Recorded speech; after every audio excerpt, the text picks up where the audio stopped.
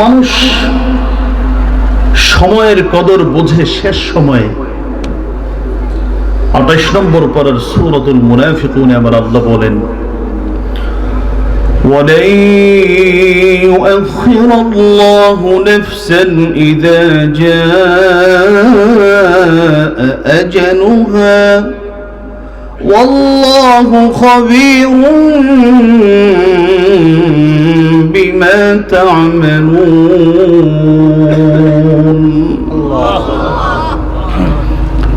মানুষ বলবে মৃত্যুর আগে, আল্লাহ আমাকে একটু সময় দাও না। কেন 60 বছরের সময় তুমি পেয়েছিলে না? হ্যাঁ পেয়েছিলাম, বুঝি নাই। আল্লাহ এবার 60 বছর লাগবে না, 60টা দিন দাও। আমার আল্লাহ বলবেন যে না, এখন আর সময় নেই, সময় যতটুকু দিয়েছিলাম শেষ। মৃত্যুর আগে সময়ের কদর বুঝবে। শুধু মৃত্যুর আগে নয়, বান্দাকে যখন জাহান্নামে নিক্ষেপ করা হবে তখন বান্দা শুধু সময়ের জন্য আবেদন করবে আল্লাহর কাছে। 22 নম্বর পারার সূরাত ফাতির, জীবনের প্রথম আজকে আপনাদের সাথে সাক্ষাৎ। দুর্ভাগ্য আমার, সময় তো দিচ্ছি কিন্তু সময় আপনাদের সাথে যে একটু গল্প করব, দিন নিয়ে দুই একটা কথা বলবো, মন ভরে কথা বলার সুযোগ নেই। আর আমি ব্যক্তিগতভাবে ঢাকার বাহিরে সফর অত করতে পারি না। এই বছর সারা বছরে মাত্র 6টা মাহফিল ঢাকার বাহিরে নিয়েছি। হযরত মাওলানা আব্দুল বাসিত খান সাহেব, ওনার মাদ্রাসার একটা প্রোগ্রাম। হযরত মাওলানা নাসির উদ্দিন যুক্তিবাদী সাহেব, ওনার মাদ্রাসার একটা প্রোগ্রাম। টেকনাফ আলামিন সংস্থার একটা প্রোগ্রাম। গাজীপুর ওলামা সম্মেলনের একটা প্রোগ্রাম। এরকম করে মোট 6টা। এটা হলো 6ষ্ঠ ঢাকার বাহিরের প্রোগ্রাম। তো আজকে খুব ছোট্ট সময়, সময়ের বড় কদর। মানুষ সময়ের কদর করে না, সবকিছুর কদর আছে। দেখবেন প্রতিদিন আমরা হিসাব করি, আজকে দোকানে কি ইনকাম হলো, আমার ছেলে কি পড়ালেখা করলো, আমার নাতি কোন দিক দিয়ে অগ্রসর হলো, আমার প্রমোশন হচ্ছে না ডিমোশন হচ্ছে, সবকিছুর কেয়ার, সবকিছুর খোঁজ খবর আমরা নেই না হলো সবচেয়ে দামি জিনিসটার খবর, তার নাম হলো সময়। অথচ এর কদর একজন মানুষ বুঝবে হায়াত শেষ হলে। আর কদর বুঝবে কোথায় জানেন?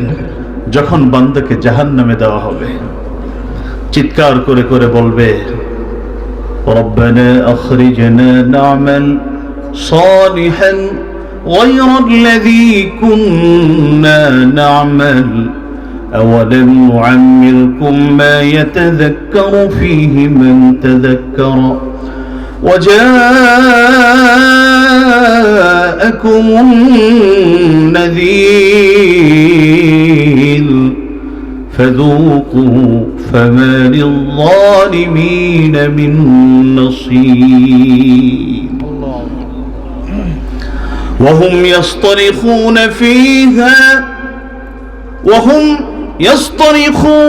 فيها ربنا أخرجنا نعمل صالحا غير الذي كنا نعمل أولم نعمركم ما يتذكر فيه من تذكر وجاءكم النذير فذوقوا فما للظالمين من نصير। জাহান্নামে যখন নিক্ষেপ করা হবে তো চিৎকার করতে শুরু করবে, চেঁচামেচি করতে শুরু করবে। মুফাসসিরে কেরাম বলেন, তৃষ্ণার্ত হয়ে পানির জন্য চিৎকার করতে থাকবে, পানি পানি করে চিৎকার করবে। চিৎকারের জবাব, তোমার কি হয়েছে, পানি লাগবে কিনা, এই কথাটা জানতে ফেরেশতারা 1000 বছর অপেক্ষা করবে। চিৎকার করবে, 1000 বছর অপেক্ষা করে বলবে, কেন চিৎকার করছিলা? গন্ডারের মতো। এটারে খোসা দিলে ও 7-8 দিন পরে হাসে। যদি জিজ্ঞেস করা হয় তুমি হাসো কেন, আমাকে ওই যে 1 সপ্তাহ আগে একটা চিমড়ি দিছিল। 1000 বছর অপেক্ষা করবে, কি হবে না, তার সাথে কেউ কথাও বলবে না। 1000 বছর পরে জিজ্ঞেস করবে কি হয়েছে, পানি দরকার। এই যে পানি দরকার শুনে চলে যাবে, আবার 1000 বছর অতিবাহিত হয়ে যাবে, পানির আর খোঁজখবর নেই। মুফাসসিরিনে কেরাম বলেন আবার 1000 বছর অতিবাহিত হওয়ার পরে ফুটন্ত গরম পানি এনে দেওয়া হবে, যে পানি উপর দিয়ে পান করবে আর ভিতরের নাড়িভুড়িগুলো একেবারে গলে পচে নিচ দিয়ে আবার বের হয়ে যাবে। সেদিন বলবে আল্লাহ একটা বার চান্স চাই, আবার কিছু সময় আমাকে দাও।